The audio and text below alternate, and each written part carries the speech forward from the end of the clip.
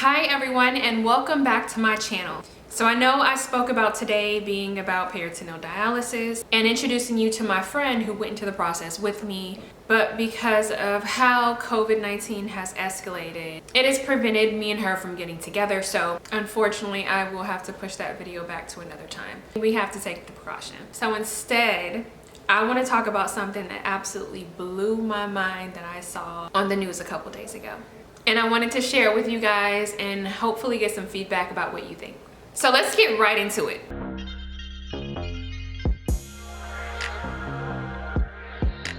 And make sure you don't forget to click. So on January 25th, I was getting ready to work out and I got a notification on my phone. I get all of the news notifications, but this one in particular, I stopped everything I was doing and I clicked on it immediately. It was posted in the New York Post, titled, and I quote, "Boston patient removed from heart transplant list for being unvaccinated." Say what? So of course I immediately read the story. I know this patient in particular is a potential heart transplant recipient, but for obvious reasons, organ donation in general is near and dear to my heart. The patient in question, his name in the article is DJ Ferguson. He is the Boston patient that is awaiting a heart transplant but refuses to get the vaccine.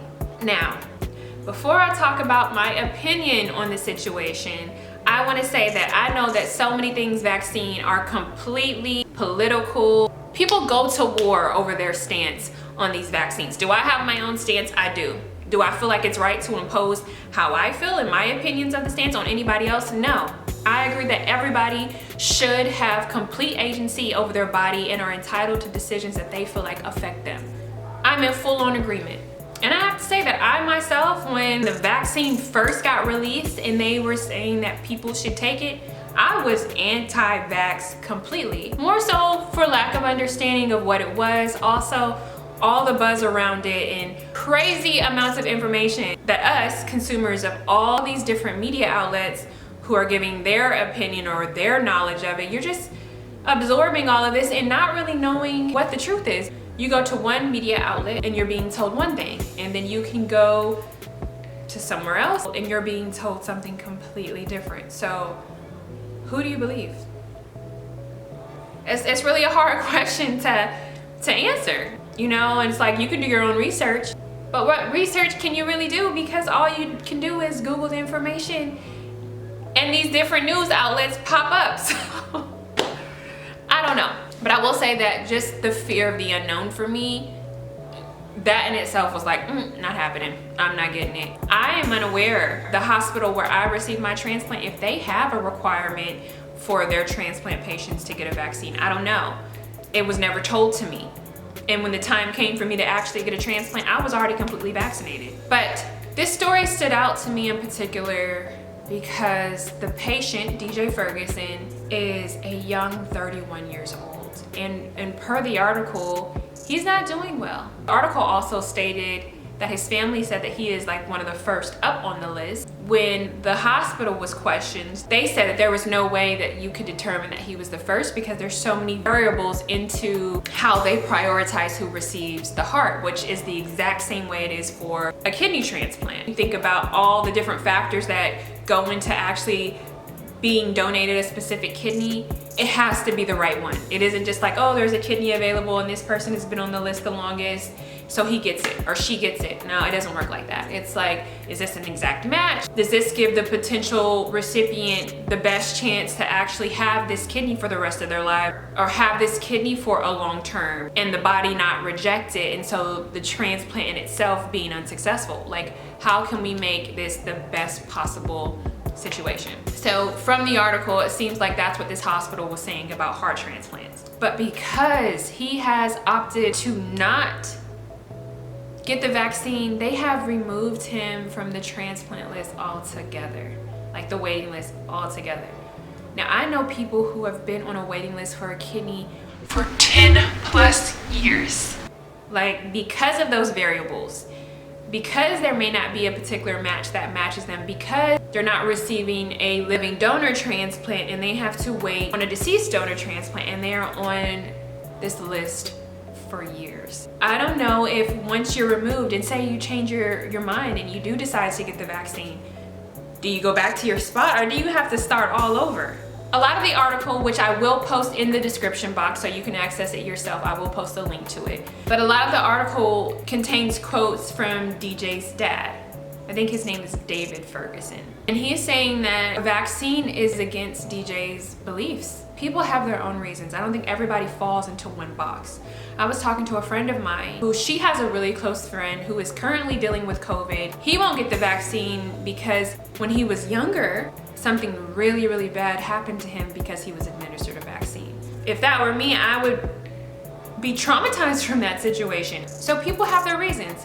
When it initially came out, I was fearful. In dealing with being on dialysis and recovering from my transplant and just everything dealing with my kidney health, I've spent a lot of time around my family, mainly my parents who are both in their 60s. The last thing I would want to do is be in their home where they are helping to take care of me and I get them sick at their age. No. For me, even though I went kicking and screaming to get that first shot, I did it. Less for me and more for the people around me.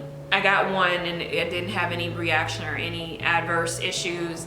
So 2 and 3, I expect the same and I feel more comfortable in which everything has been perfectly fine. But with DJ in particular, he's not doing well, says the article. Also, he is a husband. He has a wife and children and has a child on the way. And he is sticking to his guns. The article makes it seem as that he's really pushing it. As even if his life is on the line, he's decided he's not going to take it. I don't know. I don't have a spouse. I also do not have children. I feel like as close as I am to my family, maybe that would change or be a huge deciding factor in my decision. But like I said, I don't know. So when I saw this article, I immediately started researching, like, do hospitals require this also for kidney transplant patients? And they do.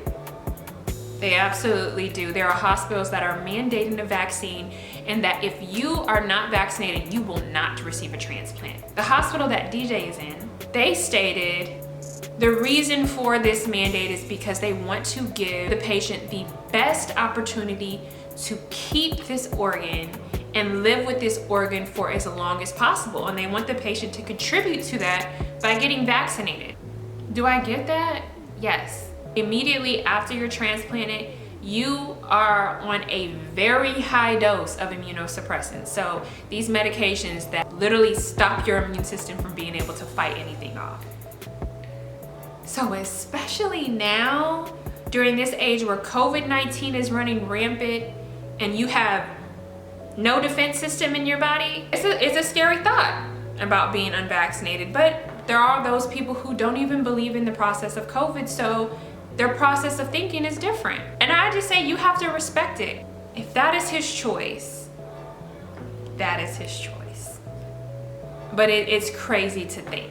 If you are on a transplant list, if you are awaiting an organ, whether it be a kidney, a heart, or anything, you need to do your research to make sure that the hospitals that you are enlisted at don't have these mandates if you are unvaccinated. If you're vaccinated, this is not something that you probably have to worry about. If you are opting to not get vaccinated, at this point in time, I don't know if this will be nationwide eventually or even soon, but at this point in time, every hospital isn't this way. There is nothing that prevents you from enlisting at as many hospitals as you want. The only thing about enlisting at various hospitals is you have to go to those individual hospitals to get your blood work done, to get your workups done that happen at least once a year when you are on a waiting list. So if your insurance covers that, I do not know how that works, so I won't speak on that, but you know, just make sure it's something that it's plausible for you. Enlist at multiple places. One, because that just gives you a better opportunity, but two, you know, you want to be somewhere where you don't get kicked off the waiting list, especially if you've been waiting for 10 years. I know people who have been on the list for such a long time, and then you don't know, like, once you get kicked off and you change your mind and you do actually decide to get vaccinated, do you go back to your place or do you have to start all over? I don't know, this just blew my mind.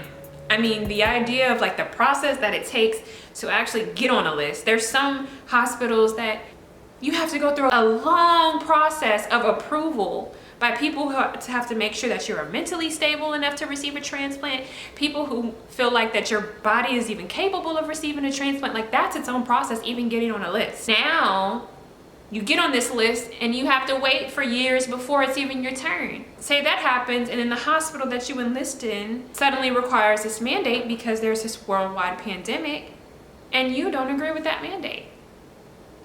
So they cut it off. Oh, I would just be distraught. I wish DJ and his family the very best. I hope that things work out for him. Please, I really want to hear you guys' feedback on this and what you think about this article. Maybe even what you would do if you were in this situation. I, for one, even with all my concerns I had in getting the vaccine, if the hospital in which I received my transplant, if they said, Dawn, the hospital has decided that we are going to do a vaccine mandate for every transplant patient, and if you do not get a vaccine, you are off the list. Baby, sign me up. That's just me. But we have to respect human experience and the fact that they are entitled to the decisions of what happens to their bodies. So that is it for today. I hope you enjoyed this video. Don't forget to like, comment, because I really want to know what you guys think, and subscribe. And I will see you all in my next video.